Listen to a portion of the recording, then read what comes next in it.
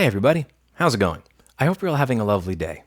The sun is shining, the weather outside is beautiful, and I plan on going outside for a quick hike the moment that I finish this video. Look at that scenery out the window. It is truly beautiful. So today what I'd like to discuss is AMD processors and companies like Lenovo that are utilizing certain features in those processors to vendor lock that processor so that processor will not work in other computers. There's a few things I want to discuss before I even get into the topic of this video, and I will include timestamps down below, so if you don't want to listen to my disclaimers, you don't have to. The first is that I have a bias, whether I want to admit it or not, that I have a tendency to enjoy Lenovo's computers. Not most of them. I really just primarily the ThinkPad T and P series. I've been using these since before Lenovo even bought the ThinkPad name from IBM. I like those ThinkPads, and I've done videos on those ThinkPads in the past where I do things like pour a quart of water into it while it's running Prime 95 and demonstrate that it still keeps running. I like that they're that durable. I had an issue with it where it's 6 months later that ThinkPad stopped working properly, and they were actually open to expressing me a box so that I could put it in the box, expressing it back to them, and then they replaced the motherboard the same day and expressed it back to me, which was pretty awesome. And they've done that for many people, and I did spill water on it. But I also have done videos that were fairly critical of them. I am a fan of the ThinkPad series, but I have, cramped on them when they have done stupid things in the past, like the horrible, disastrous T440 redesign, and also the piece of garbage that they called a retro. But I do use ThinkPads a lot, so you should understand that because I use ThinkPads, and I've recommended ThinkPads for over a decade, that there probably is some ingrown bias there. The second is the bias with regards to my worldview.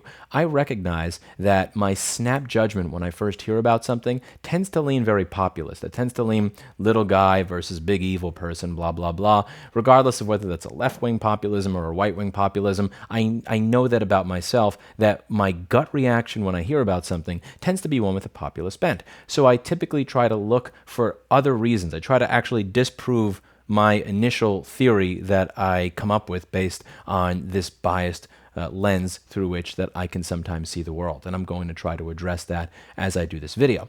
The third is that when it comes to secure boot or any of this sort of, cryptographic stuff and keys, dude, I'm a MacBook repairman. Like, I take flux, pour flux here, hot air there, fan spin, I'm done. This is very much so over my head. I will be reading from some notes that I took as I went about researching this for this video, and that's about that. So let's get into it. So what's bothering a lot of people is this vendor lock, which means that if you try to take the CPU from the computer that you purchased it from, let's say a Lenovo, and you try to put it into an HP or a Dell, that CPU won't work anymore. Which sounds very nefarious at first hint. It sounds very greedy. It sounds very anti-right to repair and anti-freedom.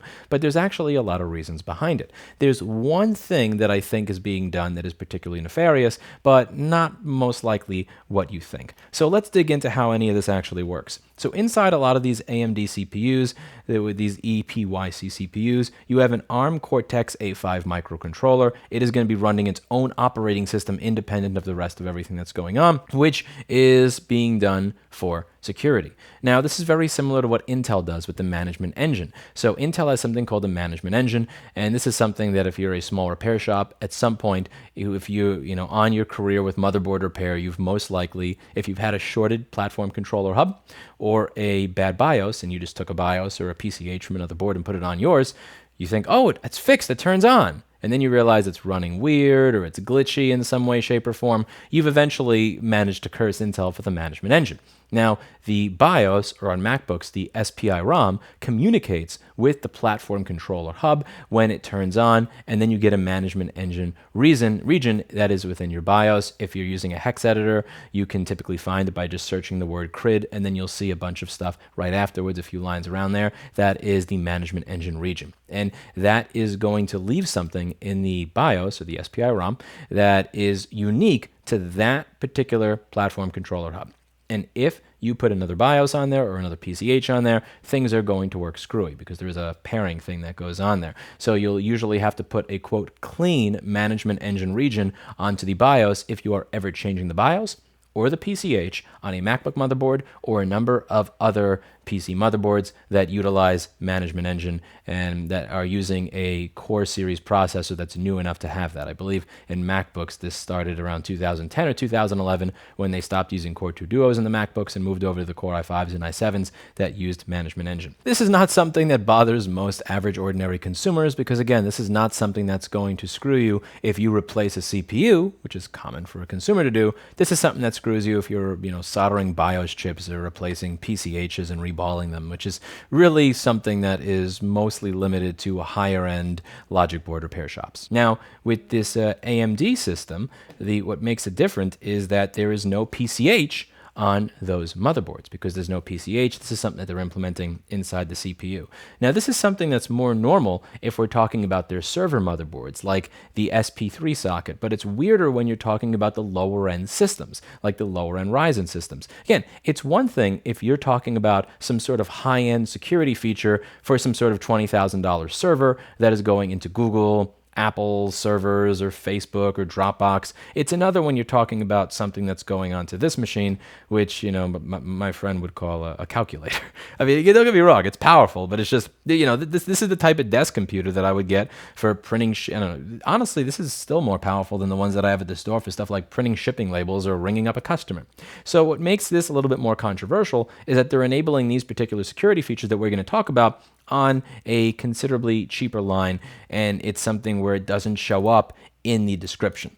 So what are these features that we're talking about? We're talking about stuff like key management, hardware root of trust, platform secure boot. This is going to be the type of stuff that allows, again, secure memory encryption, secure encrypted virtualization. When enabled, the memory contents of a virtual machine will be transparently encrypted with a key unique to that VM. This is one of the things that I believe Dave Jones would call sex on a stick if his job were to secure servers. You get less work managing keys. This is something that if you, again, are a sysadmin at Dropbox or somebody who's responsible for security at Dropbox and Google, these are probably features that you want. Probably not features you care about if you're just, dude like me that's buying a computer to make random videos and read the news from time to time. But these are features that people care about at the higher level. So it says here, the AMD Platform Secure Boot feature is a mitigation for firmware advanced persistent threats. PSB extends AMD's silicon root of trust to protect the OEM's BIOS. It allows the OEM to establish an unbroken chain of trust from AMD silicon root of trust to the OEM's BIOS. So the idea here is to keep people from being able to hack the BIOS of your system and then have your system continue to run even if the BIOS has been hacked. The whole idea here is for the CPU to have some sort of idea if the BIOS has been hacked and then not work anymore so that you do not wind up running a compromised system at your server facility. Now, an OEM who trusts only their cryptographically signed BIOS code to run on their platforms will use a PSB-enabled motherboard and set a one-time programmable fuse in the processor to bind the processor to the OEM's firmware code signing key. AMD's processors are shipped unlocked from the factory and can initially be used with any OEM's motherboard. But once they are used with a motherboard with PSB enabled, the security fuses will be set, and from that point on, the processor can only be used with motherboards that use the same signing key. So something that is kind of important here is that it is the vendor that is going to choose to have PSB turned on in the motherboard, and it is also the vendor that is going to choose to utilize that processor with that motherboard that has PSB turned on. So again, if the vendor wanted to sell you this processor that has all these features and functionalities that you could use, but not turn it on immediately so that you could use that processor with anybody you want, they could. AMD allows them the framework to do that. It would be up to a company like HP or Lenovo or Dell to choose to sell it to you with that turned on, with that programmable fuse already set, so that that processor will not work in another brand. That's an important key point here. The second thing that I think is important to go over is that this processor will still work in other motherboards. It is not tied to that particular motherboard. Again, if you buy that Lenovo computer, you can put that processor into a number of different Lenovo computers with a similar motherboard, You just can't put that into a Dell. So it is not paired to that specific computer. We're not talking about iOS or iPhone level pairing where when you put the screen into like literally any other iPhone, you get, the True Tone doesn't work properly. Or if you put the battery into, into a different iPhone, it'll give you an error message or something or a little warning message because it's paired to that specific phone. No, it's simply paired to that specific vendor. Again, I'm not saying that makes it better, but I've gotten a lot of comments saying you can't put that processor into any other computer, any other board, even if it's the same brand, and that's just not true. Not saying that this is great, but we just want to be honest with what we're talking about here. This feature does have high demand. Many people want this level of security. Many companies and server centers want this level of security. So there are a couple of comments that I've seen about this so far. One person says, an alternate would be ensuring that the firmware is signed by companies trusted by AMD. What if somebody in the supply chain wants to exploit this? But something to think about there is that requires quite a bit of trust by AMD. Others have said, what if you had a vendor-agnostic key? This would allow a single point of failure, though, for the entire EPYC ecosystem. If one vendor were to have a key leaked, every platform now has an issue. We're now required to trust that the OEM keep their signing key secure rather than trusting every single vendor. So I understand why they didn't go with a vendor-agnostic key. What if they just made it so that you could disable PSB on the server so that the CPU can be put into another server? Well, now you have a way to circumvent the feature entirely, and that's an issue if your server is not being run in a 100% secure environment. The idea that somebody could simply reboot your server and disable this feature, it kind of really defeats the purpose of the feature, which is to ensure that the hardware that you're running to some extent is secure. Now, people have asked, why can't you disable the handshake in the BIOS?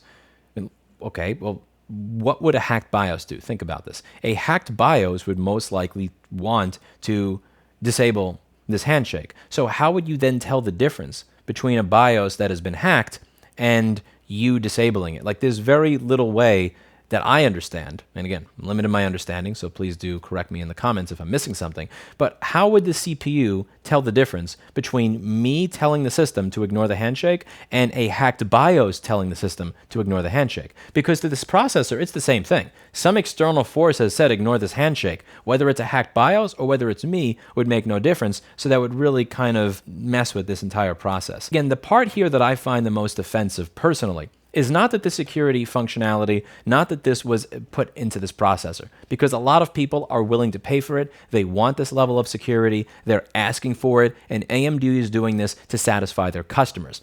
The problem here is that this is not something that you can easily tell when you purchase this particular computer. Again, when you go to Newegg and you just check out this particular machine, it doesn't really say anywhere over here that you're going to be getting a machine that's going to have some sort of a vendor lock. Like, nothing here really tells you immediately in a way that you can easily tell that there is going to be a vendor lock. And again, there is going to be a different type of person using this than the person that's running a server at Facebook or Google or Apple. When then, let's face it, the people that are requesting these features, it's not people like you and I that are buying little desk computers like this for, people where we just don't, or people who are just buying a computer to use in their home office who don't want to build their own. These are not the people that need these features. It's people that actually run server rooms for high-level companies that typically want these features. And I have no problem with this feature existing. I understand the purpose of it existing.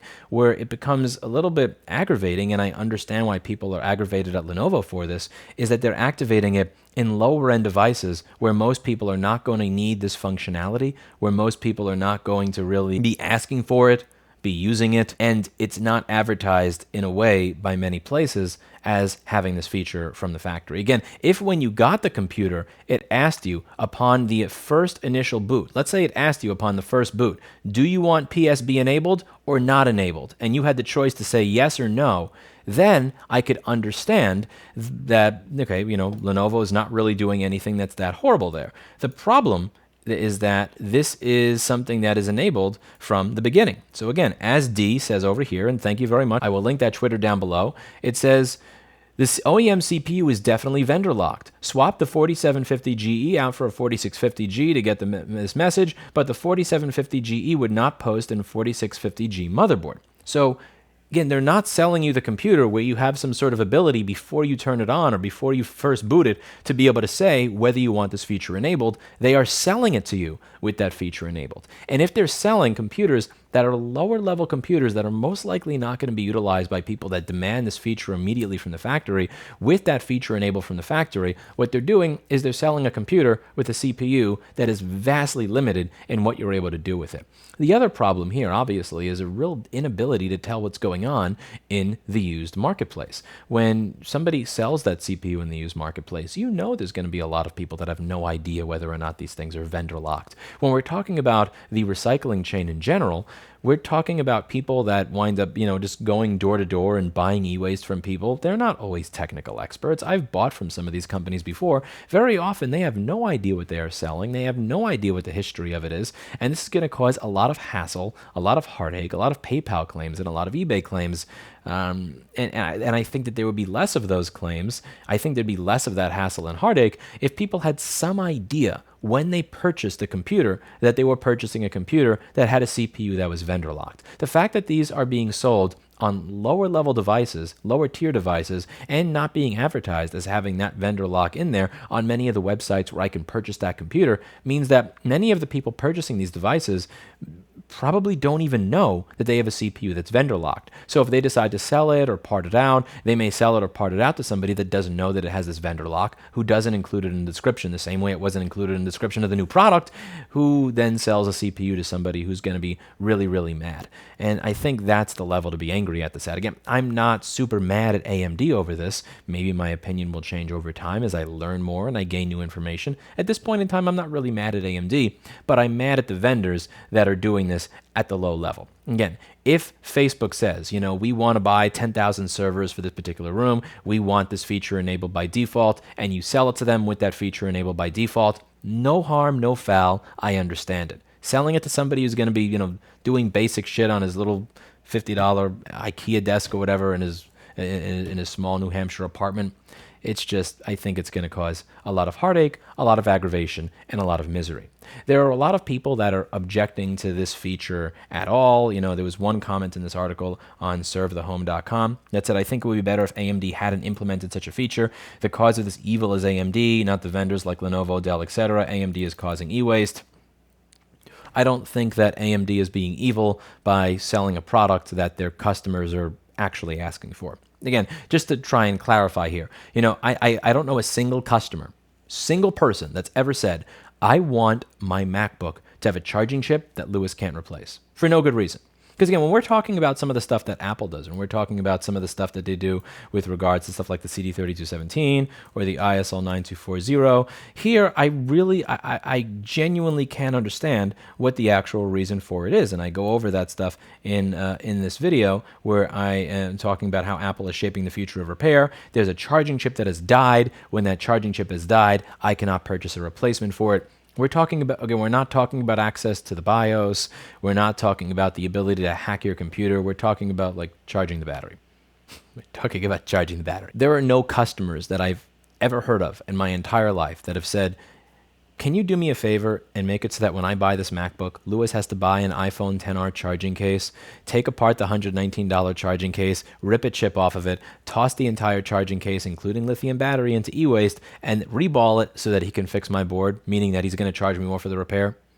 No Apple customer has ever said that. No Apple customer will ever say that. However, there are customers that are actually asking AMD for these features and this functionality. So I think that is a bit of a short-sighted view to call AMD evil. The feature itself is actually a useful feature. The problem is how it is being implemented by the OEMs, in my opinion, and also how they are advertising those computers when they are implementing those features in a way that makes it very difficult to discern to the average ordinary user that they have purchased something with a vendor lock. You let me know what you think in the comments down below. And again, as I said earlier in the video, this is not my area of expertise. If you are an expert in this field and there is something that I have gotten wrong, I'm happy to have you on. Happy to have you on for an interview, and I'm happy to pin your comment down below so that you can clarify anything that you believe I have missed or gotten wrong. But those are my thoughts. That's it for today. And as always, I hope you learned something. I'll see you in the next video. Bye now.